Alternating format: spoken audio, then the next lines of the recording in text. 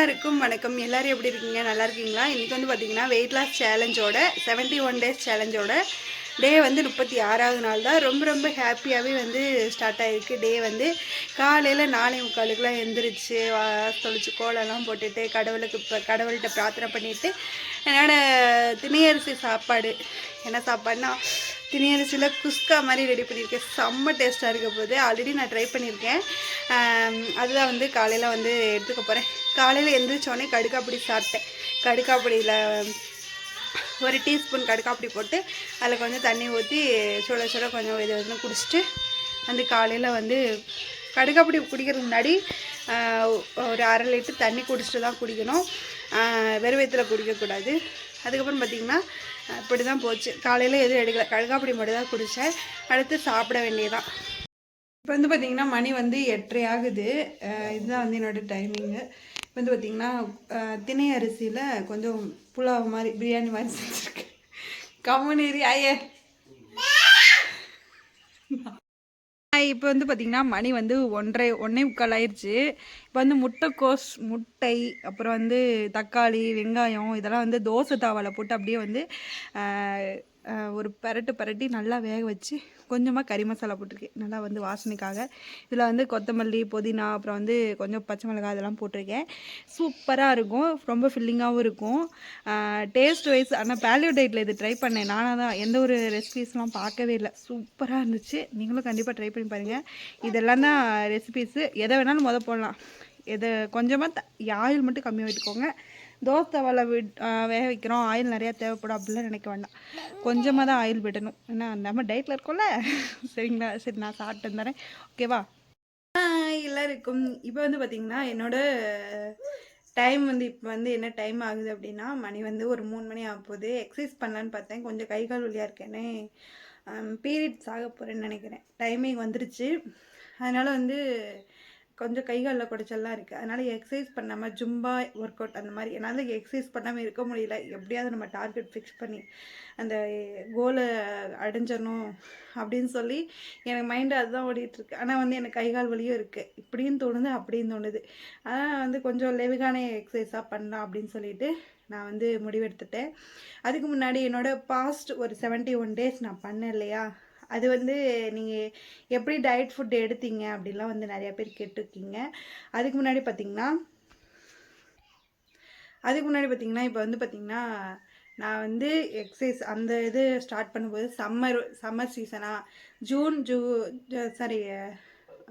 April May June இந்த டைமிங்கில் தான் நான் வந்து அந்த வெயிட் லாஸ் ஸ்டார்ட் பண்ணேன். 71 டேஸ் கண்டினியூவாக பண்ணினேன் விடாமல்.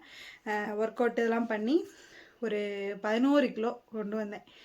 என்னோடய வெயிட்டை வந்து எனக்கு வந்து ரொம்ப ரொம்ப சந்தோஷமாக இருந்துச்சு. அப்போ வந்து நான் என்ன நினச்சேன், 71 டேஸில் 11 கிலோனா இன்னொரு 71 டேஸில் 11 கேஜி, அப்போ 22 கேஜி வந்து நம்ம லாஸ் ஆயிடுவோம், நம்மளோட வெயிட் வந்து 70 கிலோக்கு பக்கமாக வந்துடுவோம் அப்படின்னு சொல்லி நான் வந்து ரொம்ப எனர்ஜெட்டிக்காக வந்து யோசிச்சுட்டு இருந்தேன். அப்போல்லாம் இப்போயும் அதே மாதிரி தான் யோசிச்சுருக்கேன்.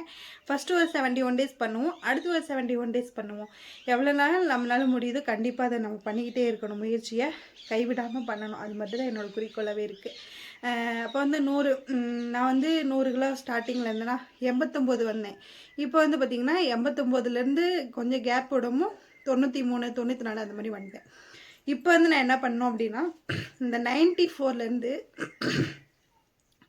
94லேருந்து என்னோடய வெயிட்டை வந்து 70 இல்லைன்னா 65 இந்த மாதிரி நான் கொண்டு வந்தேன் அப்படின்னா எனக்கு அதை விட பெரிய ஒரு சக்ஸஸான ஒரு விஷயம் வேறு எதுவுமே இருக்கிறதுலே ரொம்ப கடுமையான ஒரு விஷயம்னா கடினமான ஒரு விஷயம், கஷ்டமான ஒரு விஷயம் எப்படி வேணாலும் சொல்லிக்கலாம். அந்த வெயிட் லாஸ் தான். ஏன்னா வந்து வாயை கட்டுப்படுத்தி நம்ம ஒரே 1 மணி நேரம், அதாவது 1 மணி நேரம் ஒர்க் அவுட் பண்ணி ஒரு 500 கலோரிஸை வந்து பர்ன் பண்ணுறோம்.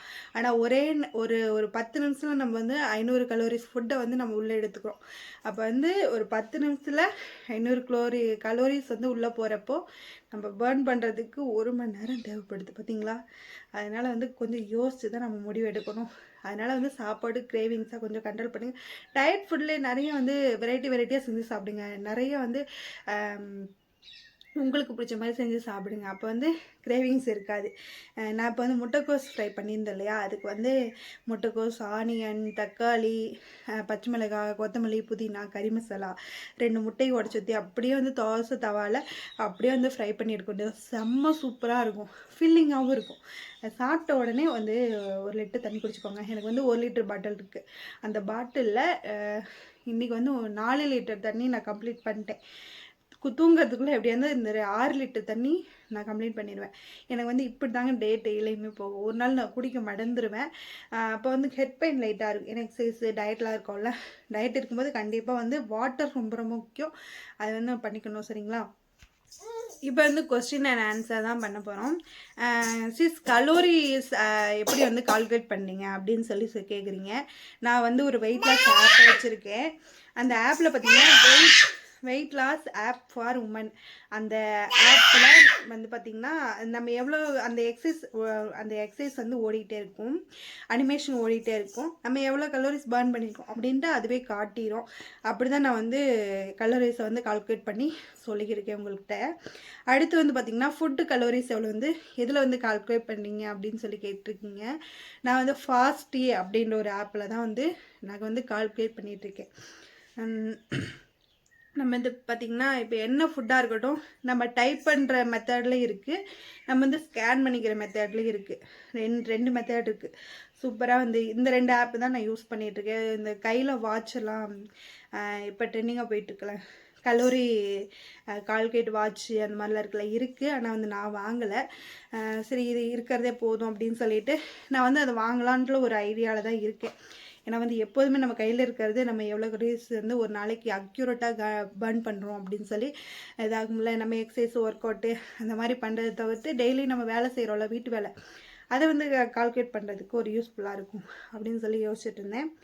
அப்புறம் வந்து மேரேஜ் ஃபங்க்ஷன் இல்லை ஏதாவது ஒரு ஃபங்க்ஷன், பொங்கல், தீபாவளி இது மாதிரி டைமிங்கில் எப்படி நீங்கள் வந்து டயட்டை மெயின்டைன் பண்ணுவீங்க அப்படின்னு சொல்லி கேட்டிருந்தாங்க.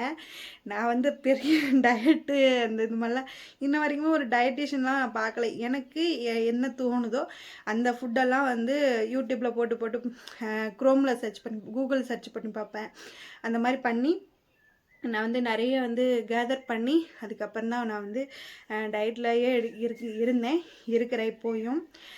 இப்போ வந்து பார்த்திங்கன்னா எப்படி இருப்பேன் அப்படின்னா, கொஞ்சமாக வந்து வெளியே எங்கேயாச்சும் போகிறோம், வீட்லேயே வடை இதெல்லாம் செய்கிறோம் அப்படின்னா வடை வந்து 1 வடைக்கு அரை வடை எடுத்துக்கோங்க, 2 வடைக்கு 1 வடை எடுத்துக்கோங்க. இந்த மாதிரி கிரேவிங்ஸாக இருக்கப்போ அதுக்குண்டான எக்ஸசைஸும் நம்ம பண்ணணும். என்ன சாப்பிட்றோமோ அதிக கலோரி கொண்ட ஃபுட்டெல்லாம் நம்ம எடுக்கிறப்ப அதுக்குண்டான எக்ஸசைஸும் எக்ஸ்ட்ரா பண்ணணும். 2 நாள் முன்னாடி நான் வந்து வடை சாப்பிட்ருந்தேன். ஒரு உளுந்த வடை கடையில் தான் வாங்கி சாப்பிட்டுருந்தேன். செம்ம பசி ஆயிடுச்சு. அப்பாவை பார்க்க போகணும்.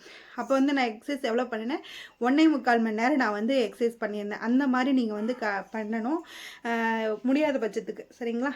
இப்படி தான் நான் வந்து ஃபங்க்ஷன் டைமிங்கில் எவ்வளோ கலோரிஸ் அதிகமாக எடுத்து சாப்பிட்றோமோ அவ்வளோ கலோரிஸ் வந்து நம்ம வந்து பர்ன் பண்ணுறதுக்கு எக்ஸசைஸ் பண்ணணும். அவ்வளோதான்.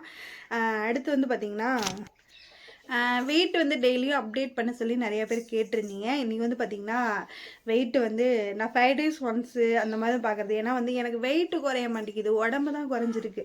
என்னோடய பழைய ட்ரெஸ் எல்லாம் போட்டு 10வது ட்ரெஸ் எல்லாத்துட்டையுமே இருக்கும். நான் வந்து என்னோடய ட்ரெஸ் எல்லாம் போட்டு பார்த்தேன், 10. ஆனால் வந்து வெயிட்டு குறையல. ஒரு வாரத்துக்கு ஒரு 3/4 கிலோ 1 கிலோ அந்த மாதிரி, வாரத்துக்கு 3/4 கிலோ 1 கிலோ அந்த மாதிரி தான் குறையுது.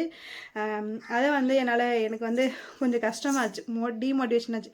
என்னடா அது டெய்லி ஒரே வெயிட்டே காட்டுது, இல்லைன்னா கூட காட்டுது, இல்லைன்னா குறையவே மாட்டேங்குது அப்படின்னு சொல்லி எனக்கு டிமோட்டிவேட் ஆச்சு. அதனால் வந்து நான் வந்து வெயிட்டு பார்க்கலை. 5 days ஒன்ஸ் குறைஞ்சிருக்கா, ட்ரெஸ்ஸு போட்டு பார்ப்பேன், வாரத்துக்கு இருக்கா, அம்மாடி குறைஞ்சிருக்கா, இன்ச்சுனாவது குறைஞ்சிருக்கா, வெயிட் தான் குறையில, இன்ச்சுனாவது குறைஞ்சிருக்கா அப்படின்னு சொல்லிட்டு ட்ரெஸ்ஸுனாவது 10 அப்படின்னு சொல்லி நான் போட்டு பார்ப்பேன். அதுவே வந்து எனக்கு பெரிய மோட்டிவேஷனாக இருக்கும். என்கிட்ட வந்து கல்யாணம் ஆனப்போ என் ஹஸ்பண்டு ஃபஸ்ட் டைம் வாங்கி கொடுத்த ட்ரெஸ்ஸு அது இப்போ போட முடியாமல் கிடக்கு. எவ்வளோன்னா அந்த ட்ரெஸ்ஸு கூர்த்தி ஷர்ட்டு தான், 2500 ரூபா. அது இன்னும் நான் போட்டு கூட பார்க்கல. புது ட்ரெஸ்ஸு டேகு கூட பிக்காமல் இருக்குது. அதனால் ஃபங்க்ஷன் டைமில் போட்டுக்கோ அப்படின்னு சொல்லி வச்சு அதுக்கப்புறம் உடம்பு ஏறிச்சு, அப்படியே விட்டுட்டேன், அப்படியே கிடக்கு. ரொம்ப ரொம்ப கஷ்டமாக இருந்துச்சு. செம்ம சூப்பராக இருக்கும். நான் வெயிட்டு குறைச்சிட்டு அந்த அந்த ட்ரெஸ் உங்கள்கிட்ட போட்டு காமிக்கிறேன். இந்த வீடியோ வந்து நான் அழிக்கவே மாட்டேன், அப்படியே வச்சுப்பேன். பாப்பா வேறு கேமராவை ஆட்டிக்கிட்டே இருக்கா. சரி ஃபோனை. சரி நான் வந்து ஜும்பா ஒர்க் அவுட் நான் பண்ணிட்டு வரேன். இப்போ வந்து பார்த்திங்கன்னா ஒர்க் அவுட் பண்ணிட்டு வந்துட்டேன். எவ்வளோ நேரம் பண்ணேன்னா 33 நிமிஷம் பண்ணியிருந்தேன். ஜும்பா ஒர்க் அவுட் தான் பண்ணியிருந்தேன். ரொம்ப ரொம்ப ஹாப்பியாக இருக்குது. ஒரு நாள் கூட விடாமல் நான் வந்து எக்ஸசைஸ் பண்ணுறது. சரி நான் வந்து 35வது நாள் வந்து 36வது நாள் வந்து ரொம்ப ரொம்ப சூப்பராகவே போச்சு. நான் வந்து இப்போ நேற்று நைட்டு வந்து அம்மாவுக்கு வீட்டுக்கு போயிட்டேன். காலையில் தான் வந்து நான் எடுக்கிறேன் 6வது நாளுக்கு. செம்ம சூப்பராகவே போச்சு. சாயங்காலம் வாக்கிங் போல் திடீர்னு அம்மா வீட்டுக்கு கிளம்புற மாதிரி ஆயிடுச்சு. போயிட்டு அங்கே பிரியாணி செஞ்சுருந்தாங்க. சாப்பிட்டுட்டு 2-3 பீஸ் சிக்கன் பீஸ் சாப்பிட்டுட்டு கொஞ்சமாக ரைஸ் எடுத்து சாப்பிட்டுட்டு வந்துட்டோம். 10 மணிக்கு வீட்டுக்கு வந்துட்டோம். சரி அப்போ எடுக்க முடியல அப்படிங்கிறதுக்காக நான் இப்போ வந்து எடுத்திருக்கேன். ரொம்ப ரொம்ப சூப்பராகவே போச்சு. உங்களோட வெயிட் லாஸை கிரேவிங்ஸ் இல்லாமல் எப்படி ஸ்டார்ட் பண்ணுன்னு பார்த்துக்கிட்டே இருங்க. நெக்ஸ்ட் டே 37வது நாளில் சந்திக்கிறேன். டாடா.